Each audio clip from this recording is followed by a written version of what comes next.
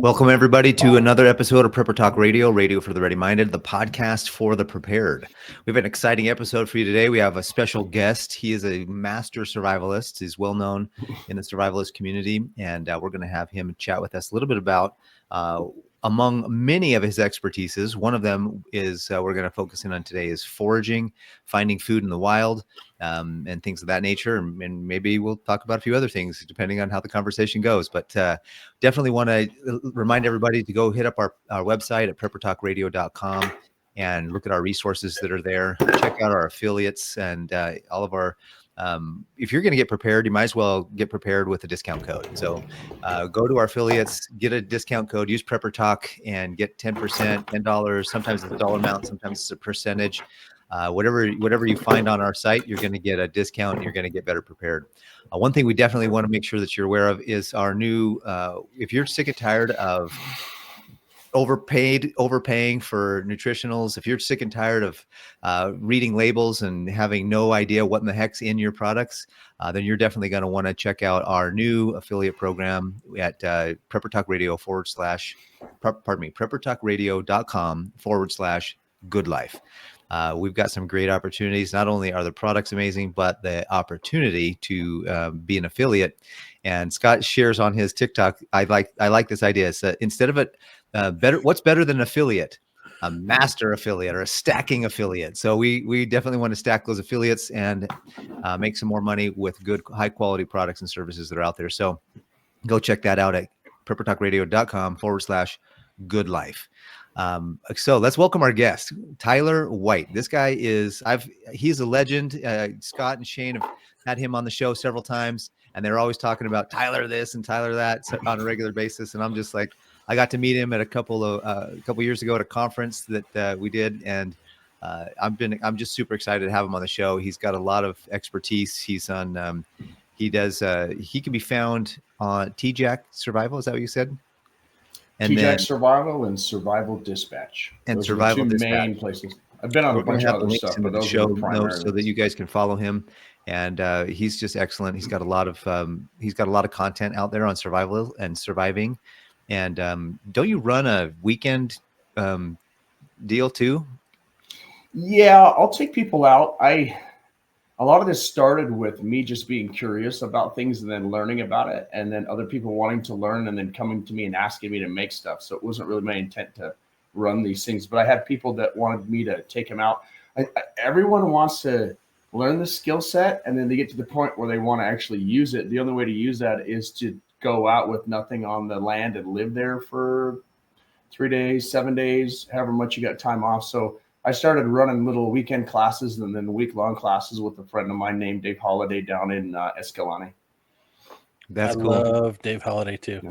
It's funny because you and Dave are like my wilderness survival. I don't like using the word wilderness survival. You're my nature boys. Like you guys, you're not like Ric Flair, but like you guys. I don't know if that's any better, Scott. Right? You guys could just be like, oh, I'm at one with the land. I know how to live here. I can thrive with primitive skills. And I remember watching David Holiday do a bow drill at PrepperCon, and he just starting a fire, and we're like, oh, whoa, we can't start fires. He's like, oh, well, now you know how to start it, and then he puts it out. And I'm just like, dude, this is awesome. And it's kind of like you guys are like our Bigfoots. Like we talk about you, we hear about you, we don't ever get to see you, but when we do, it's always a good day. It's like, oh, there's Tyler. Hey, all right, cool. So if I know anything, it's because of Dave. Mm-hmm. So I would say he's like my Bigfoot. he's like the benchmark legend like in primitive skills and living. A lot of people don't realize, if you've seen Castaway, Dave was the guy that came up with the idea for Wilson the volleyball. If you've seen Ray Mears or Les Stroud, Dave taught them how to do hand drills. There you go. Right? If you've seen Dude You're Screwed or Live Free or Die, or I don't know all of them. I was on a show that he set up called Bushcraft Build Off. If you see any of these shows, he's been involved or his friends have been involved in the backside of it. And he's a major reason I got into a lot of the stuff. Like growing up in Idaho, I would see people like Les Stroud and eventually Bear Grylls and Cody Lindeen and Matt Graham and all these guys. And I was like, who taught these guys? Like, where can I learn this stuff? And I just kind of like a rabid dog grabbed a hold of that concept and went to the end of the rabbit hole and found Dave sitting there. So I became friends with him actually at, I want to say I met him at PrepperCon like years and years and years ago. And then I met him again and again, and we eventually became friends. I was actually on the phone with him earlier this week. He was just coming back from Arizona, but he's this guy that lives in a little adobe house, and then he built a small it's 2-bedroom, but they're 2 bedrooms on top of each other cabin. And by 2-bedroom, I mean like the size of the room I'm in or smaller. Just lives there with his family out in Escalante in this little chunk of land that's surrounded by the National Monument. And it's not uncommon to show up to his house and go for a walk and come back a couple of days later. So he years ago kind of decided he wanted to, instead of learn how to survival, he wanted to learn how to go out and not come back unless you want to, how to stay out there, right? So, and they would call it primitive living skills, with primitive meaning first, not primitive meaning less than. Because the reality is, here's a good example. I went to the Colombian jungle with Joe Flowers a few years ago, and the Métis, which are an indigenous tribe there, kind of looked at me like a baby that can't feed himself and can't eat right? And here we are like, oh, you don't have cell phones and guns and all this other type of stuff. They're like, yeah, but I don't need anything to live. I can go that way for 100 miles and not die, and you can't. Yep. So there is an extreme intelligence and extreme knowledge in having a primitive skill set. I'm not saying I don't like matches. I've been a soldier since 1995.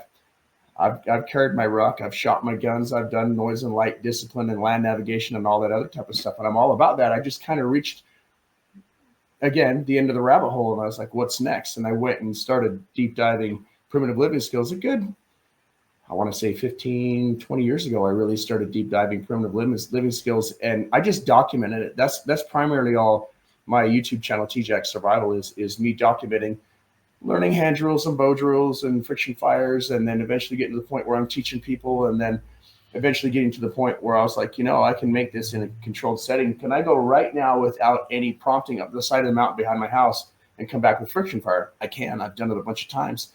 And it's not a hard, complicated skill, but it is something you need to practice. It's something that all of your ancestors did.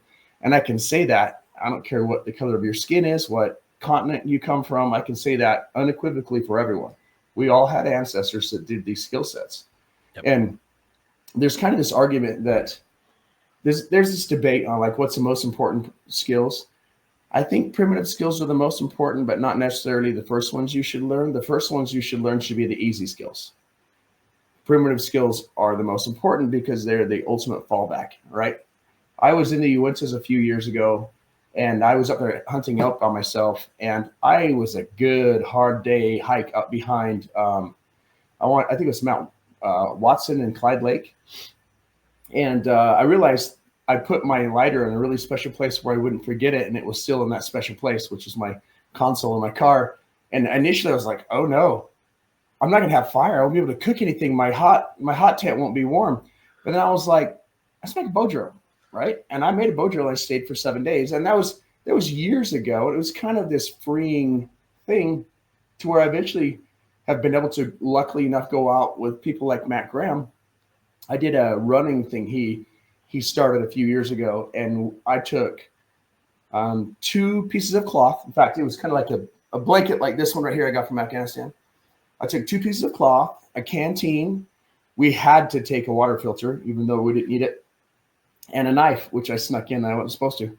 So we used those 2 things, and we ran for 50 miles over about 3 or 4 days, and we ate fish that we caught. We had, we ate, let's see, there was spearmint, there was sumac, there was mint, there was watercress.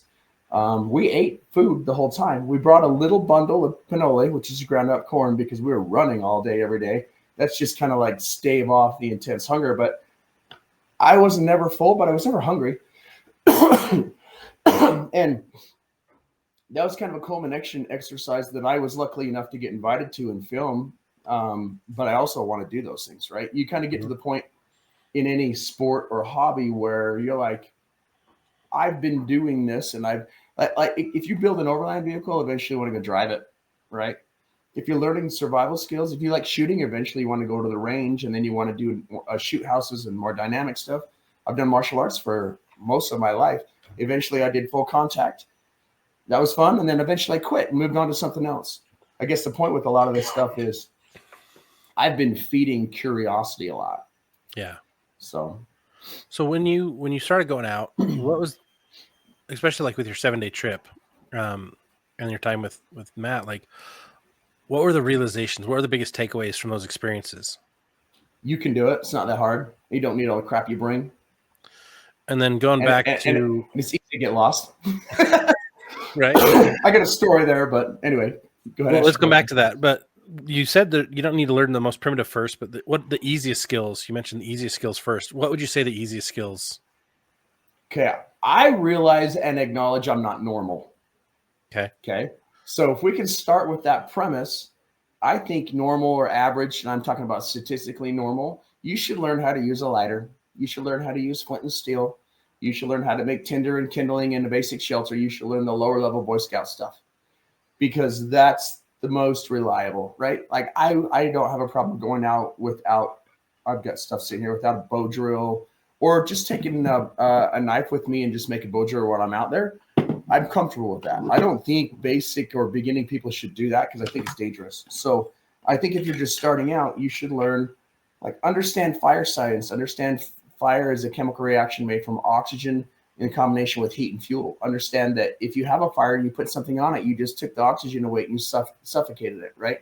So there's a bunch of knowledge that needs to happen that's like lower level, easier knowledge that you need to get better at. And then once you've done that, okay, then do what I think is the more valuable thing, meaning I don't need a lighter. I'll just go make a bow drill or a hand drill when I go out there, right? I'll make string out of a carcass of leather, right? This is a brain tan bag. I'll make string out of dogbane. I'll make string out of primrose, whatever I can find, right? And the reality is if I can find mullein and some cottonwood root, I don't even need to do that. I'll just make a hand drill, right? I can catch fish with my hands. I can identify the majority of wilderness wild edibles. You guys had asked me about that. But start with the easy stuff, get comfortable with the easy stuff, and start weaning yourself off the gear. If you want to see a beginner, they've got big knives, they've got heavy backpacks, they've got a bunch of gear. Something I figured out in Afghanistan, I was over there with third group in about 2008 and 9. In my first rotation, I carried too much gear. The second day out, I stripped off half the crap because I was like, this is literally going to blow my disc out of my back, right? I eventually got to the point where I understood why I would see ODA teams with just a chest rig and an M4, nothing else, no body armor, nothing. Because they're getting dropped off with a Chinook over here. They run 2.5 miles over there. They do a bunch of shooting, grab somebody, and then they run 5 miles that direction. I don't care how fit you are. You can't do that without the gear. So there's a primitive living saying, and it's basically the more you know, the less you carry. Yeah. Right. And I'm a geardo. I like gear just as much as the next guy, but I also like not needing it. And I think the knowledge base comes from knowing I like my sleeping bag. I like my lighter, but I don't need it. I can make a human nest out of straw. I can make a debris shelter. I can make a heat. They call it reflection shelter, but it's not actually reflecting. It's a heat re-emitting shelter. I know I'm getting technical. I can make all that stuff, right? So I don't need to bring them. There's a big argument, right? Okay. I love it because you're analytical, but you're practical. Like you understand how to do it. I think that's important. But you define what it really is so that people can understand it. And I think that's a big failure a lot of people have because they don't understand it scientifically and they're regurgitating other people's crap until you go out and do it yourself and learn it from the source, which is what I'm trying to do with people like Dave Holliday, which is what I did with people like Morris Kohansky before he passed away, or Larry Dean Olson before he passed away, or whoever else would talk to me, is I went to the source. And a lot of these people built their careers based on science. Larry Olson was experimental archaeology. Morris Kohansky and their school, the Karamat Wilderness Ways up in Canada, had to justify funding from the government by doing actual research. They figured out weird things like heat will go through plexiglass and plastic easier than it will through glass. Why is that important? Well, if you have a shelter that has glass or plexiglass or plastic on the front, the heat's going to enter it easier than if you have normal glass. It's going to reflect it, right? So they'll use a lot of really scientific and technical terms and saying, look, this is long wave radiation going into the log. It's short wave radiation coming out. It's not reflecting because it's not shiny. It's not a reflective, like people put a wall behind a fire. It's not reflecting anything. It's absorbing heat. Everything is absorbing heat, creates a little microclimate, but nothing's reflecting back at you. I know that's a little bit pedantic, but if you understand the principles, you can then use your brain and think your way through problems and manipulate the situation to benefit you instead of just repeating the same crap that other people have told you and not really know what you're talking about. That's really cool. That's awesome. That is awesome. So let's say that I'm decent at those simple skills that you mentioned, and I want to start really learning how to create a hand bow or the hand drill, and the other things that you shared there. Where would I start? What's a good resource for me to kind of begin that process? I make fun of YouTube, and I'm on YouTube with 2 channels, but YouTube's a good place to go. The problem with YouTube is usually when you're beginning in anything, it's hard to find what's credible, right? Yeah. It's really hard to know. And if you start watching trends, like years ago, I would watch a lot of YouTube videos because what else do I have access to, right? Before YouTube, we had to watch National Geographic and grab a book and hope we find some professor that would like take us under their wing. So there's a reason why nobody knew hand drills in the 70s, and that was it. Nobody in the US. So YouTube is a really good place to start. Books are a good place to start. If you have access to a primitive living skills gathering like Rabbit Stick, Fire to Fire, Between the Rivers, Elkhorn, these are just the ones coming to the top of my head. If you can Google these events and go there, you're going to find all the people that are getting scouted by places like Alone and Dual Survival to come and be on TV shows, because there's only so many people weird like me enough that are running around that can competently go out and just be a little native barefoot running through the trees, right? I've been propositioned by Naked and Afraid 4 times. In fact, I got the lady's phone number in my phone. Last time she called me, I was like, I'll go on your show. And she got a little excited. And I was like, yeah, but you got to call it Banana Hammock and Kind of Bored. They didn't go. Apparently, they didn't go for it. Yeah, nobody knew See Me Naked. So the point is, if you really like, to what degree do you want to do this? Are you just like trying to get better at Boy Scouts? Buy a couple books, watch some YouTube, ask some friends. Or do you want to actually have the capacity to go out and do this off the land from nothing? Come on a class with me. California Survival, run by Dan Baird's a great place. Boulder Outdoor Survival School, which is boss-inc.com, is the oldest survival school in the United States.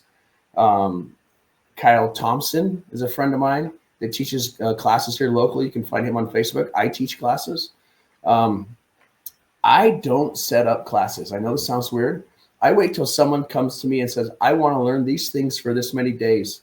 And then we schedule it, and then I just advertise, and it usually fills it up. Nice. So I have a full-time job. I'm a full-time dad, and in addition to my job, and I'm doing this because it's fun and because it gives me the chance to go out again every summer multiple times and live off the land for a week. There's no phones, no connection to anything. And a lot of people get scared doing this stuff, and they're like, oh, I need my backpack, coat, sleeping bag, whatever. And I'm like, cool, you can bring it, but you got to leave it in the car when we go out. Because their big concern is, well, I don't know how to do this. Yeah, that's why you're with me or with Dave or with whoever you take the class with, right? I do, right? It's going to suck. You're going to get cold. You're going to be hungry and cranky. Please get off of any caffeine or sugar before you get there. But when you get there, you don't need anything, right? A knife helps. Canteen's nice. Water purification's good. Depends on where you're at. There are some places where you need water purification. There's some places where you don't, and don't risk it. But I would start on YouTube. I would buy some books, and then I would find people that are interested in this. I would go to the primitive living skills classes, and I would ask questions, and I would just, it's how I learn, right? Develop friendships, ask questions, be curious, be driven and a little bit pushy in a good way to figure out the answers to your questions. I think it's funny because most people in the prepper world, they're gearheads, and they've got all this gear, but most of it, yet they don't know how to use all of it. But then I if love you the took ones away with their like gear, the wheat they and won't no live. oil. So they got the wheat, they got no oil, they got no salt, and no way to cook it. I'm like, cool.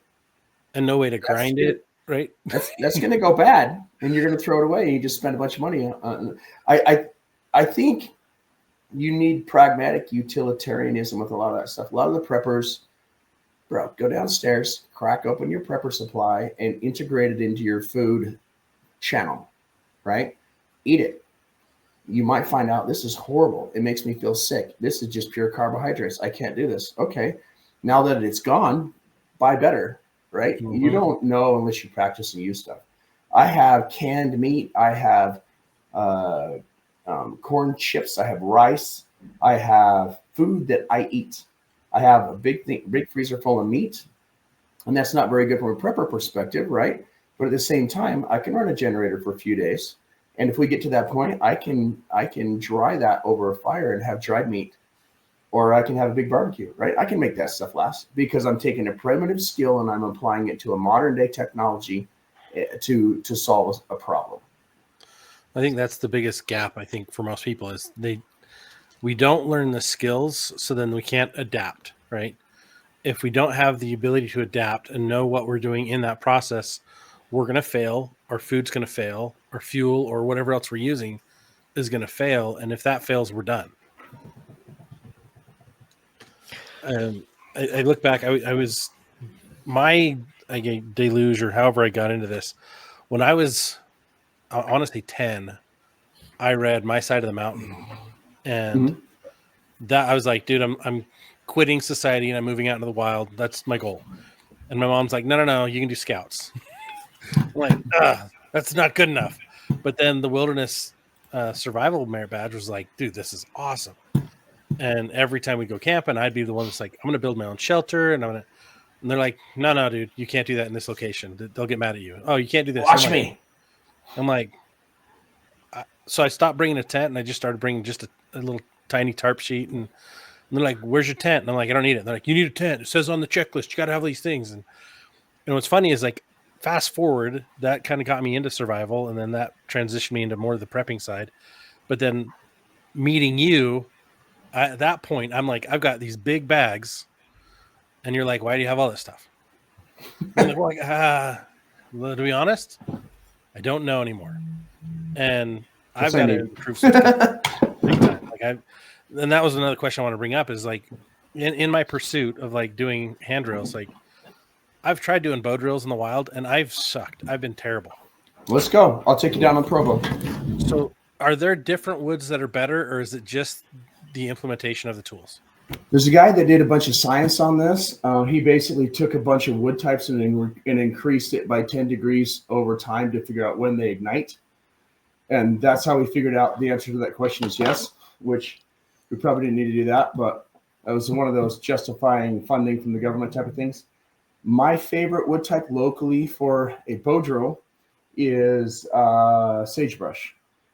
You can make a bow drill from green sagebrush. You just got to take the bark off of it. It's the only plant I know of you can make friction fire from something green. What? My favorite hand drill is cottonwood root. I got this from down in Escalante. I've done a couple of them on it. There's a ton of spindles you can use. This one, after they've been used for a long time, it's hard to tell what they are. I want to say this is Sotal. Sotal works. Yucca works. Mullen works.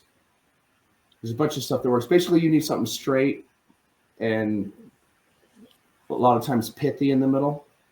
And then you can, but those are some of my favorite ones. There's a ton of stuff that work. Here's the thing.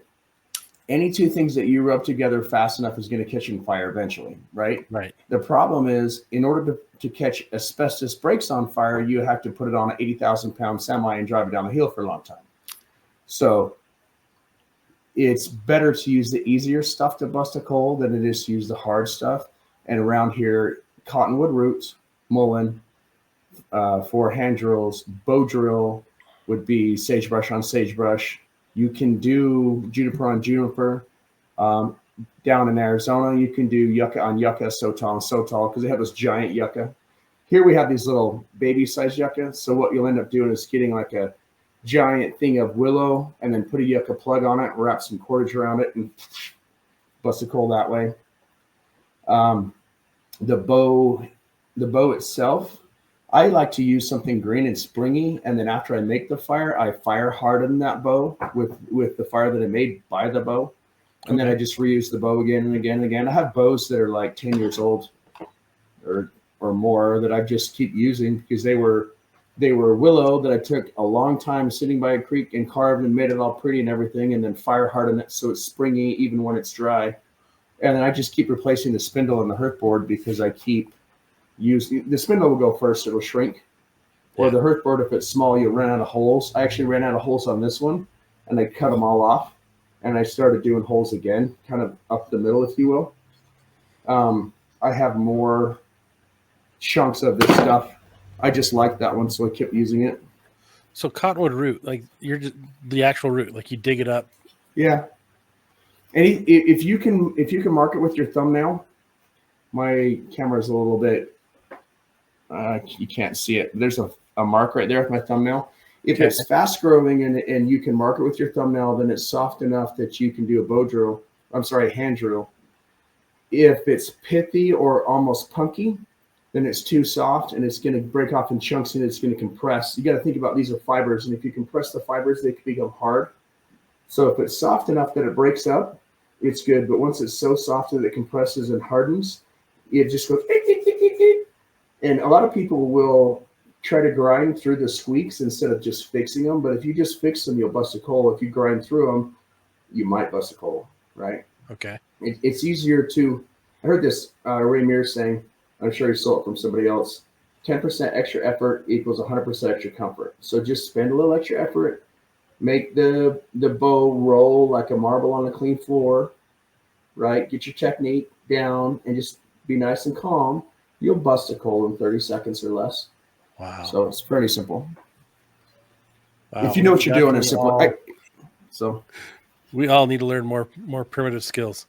That's I think kind of the Achilles heel of most preppers is we don't have the skill set that we should, and we don't take the time to go out and really build Practice. practice. Well, you got all your gear, just go use it, right? Mm-hmm. You got a bug out bag, take it right now, come back on Monday and take a little piece of paper and say, gee, I sure wish I would have brought this. And gee, I didn't even use this. Maybe I'm going to take it out of my bag. And then adjust, and then do it again, and then adjust, and then do it again. This is something I did as a forward observer when I was in the military and I was young. Oh man, I really could have used some chafe wipes and some licorice, and I don't know what I'm going to do with this extra pair of boots. Why did I even bring this crap, right? So go use it, write your little thing of regret and your thing of I wish I would have had, and throw it in there, and then use it again. And just continue to do that until you have enough experience to know what you really want and what you really need and what you really don't need. Awesome. That's excellent. Well, you mentioned in order to make these fire starters, you have to, cottonwood and sagebrush. Let's say I'm even starting with I don't even know what those are. Like, how do I find more information on how to identify plants and other things like that? Is that still Google and AI? I like them both. Yeah. Seriously, you can right now just go write cottonwood tree in the U.S. Right. And here's the thing. You can screw it up. Any poplar will do it. Stuff like quake and aspen at high altitude. So every environment has something, because if people live there primitively, there is something. You just need to figure out, what did the natives do before we came here? Even the Antarctica has something. They made an uklik and they put oil in it and they put a wick on it. And they use the mouth bow drill with a strap and a thing for their mouth, because they were making it out of driftwood. So they did friction fire with driftwood. So just Google and go to YouTube and figure out, what did the people who lived where I'm at now use before I lived here? That's the answer to your question, right? And I know it's not the best answer, but these are complicated questions with big answers that I'm giving simple replies to. Yeah. So in the time frame that we have available to us. Yeah. Well, like as an example, poplars or quake and aspen, you can bust a coal. The problem is it will make these big chunks of of carbon, and it will smoke and smoke and smoke and smoke and smoke and not actually bust a coal. So you learn from experience to go until it has just gagged you out, and then you probably got a coal. Interesting. So, but that's something that you learn from doing it. And then you can go find food, as you shared earlier. I mean, you catch fish with your hands, which is cool. Mhm. But what about foraging for food as you're out and about? What are some great ways to start learning to identify plants that are edible and not going to kill you and things So like that? vegans are not going to like my answers I'm about to give you. So there are a couple of in wild edibles. You have apples and you have spices. 90% of everything is just spices. And the reason that you need the spices is because the spices come with vitamin C and all of the nutrients that you're not going to get from most of the other food sources. So there's about 5 or 6 primary food sources that you need to learn that are in most locations, right? Who doesn't know what a pussy willow or a cattail is, right? Yep. You guys, I assume, know what they are? Yep. Yeah, On the bottom of them, so they go straight down on the bottom. They have this little L-shaped thing called a ribome. And if you pop that out, and the plant itself is clean, the water it's in is garbage. So unless the plant is in a place that is absorbing chemicals, if you just get it out of a lake and it hasn't got any chemicals in it, you're probably okay. The problem is you still got to boil it because it's got all sorts of nastiness crawling on the outside of it. You're basically pulling them out of a swamp. You can get more starch per acre from cattails than you can from potatoes. So learn what a cattail is. You can also eat most of the center for a foot or two up, depending on the size. And it's got starches and it's got sugars on the inside of it. So you can feed yourself a full meal if you can find cattails. Dandelions are growing in your front yard. If you take them and you dry them, and then you put them on a wok and you kind of you caramelize them and throw them in a drink. It tastes like, if you do it right, it tastes like brownies. If you do it wrong, it smells like cigarette butts. The stuff that I always get from the store, I'm like, oh, why are you selling this? It smells like a cigarette butt. So, but your dandelions in your front yard, you can eat. The mallow in your front yard that is invasive and grows all over the place is what they make marshmallows out of. So it's an edible. Chinese purslane is a delicacy in France. You'll go to a fancy restaurant and you're like, here, I got some front yard weeds on my salad, right? It's just Chinese purslane, right? That's crazy. That's awesome. A lot of the invasive plants that you have in your yard you're trying to kill are wild edibles that we brought with us from other countries. And we brought them because they grow really well. Yucca has sugars in the bell, but you got to eat the saponin out of it. It's also good for fire making, and it's also good for fiber and cordage making. So figure out the most common wild edible stuff in your area. And then you asked about how not to do what's poisonous. 90% of everything in your area is edible, even if it doesn't give you any nutritional value and it tastes like garbage. 2 or 3 things will kill you. So learn the things that will kill you and don't eat anything that looks like that. Everything else you should, for the most part, be okay with, right? Stuff from the nightshade family, anything that looks like the head of a carrot. If it looks like an onion and it doesn't smell like an onion, it will kill you. There's a couple things that you got to stay away from. And I really, really, really highly advise, if you're going out and learning wild edibles, start with the book and get the knowledge, but go on the field with another human. Because if they're eating it and they haven't died eating it in the past, you might not die. Good Right? idea. There's also the concern of allergies. Yeah. Canary in the mine. There's also a concern with allergies. You're eating food you've never had before, right? So maybe put it on your tongue, put it underneath your tongue and spit it out. And if your face doesn't swell up, then it's probably not poisonous and possibly you're at least not allergic to it. Awesome. So. And if it does swell up, are there antidotes that you have to find, or? Yeah, that's why you have this. Oh, a radio. Bring me the helicopter. This is a GPS texting device that I take every time I'm going out. I love primitive living skills. I've also loved being able to be like, hello, helicopter, I am here and I need a splint bandage, ibuprofen, something, whatever. So that's funny. Well, thank you so much for taking time to be on with us today. I know we're at our limit, but It's always good. It's always great to connect with you and learn from your wisdom. Wisdom for you listeners only comes through practice, through implementation, through actually physically doing the work. So thank you so much, Tyler. Appreciate you being on. Yeah, Yes, thanks thank for you. inviting me. It's fun. Just as a reminder, you can reach out to Tyler on YouTube at TJack Survival and Survival Dispatch. Those are two different channels. Is that correct? Yes, two different channels. And I've Do you got have the any same thing other, on Facebook and Instagram. And I used to have a website, but I just didn't see the reason. So Awesome. Well, again, you've been listening to Prepper Talk Radio, radio for the ready-minded, the podcast for the prepared. We're excited to have had you listen today with us. If you want to also support the show, go to our good friends over at survivalfrog.com and use code Prepper Talk to get 10% off. Thank you so much for listening, and we'll catch you on the next one.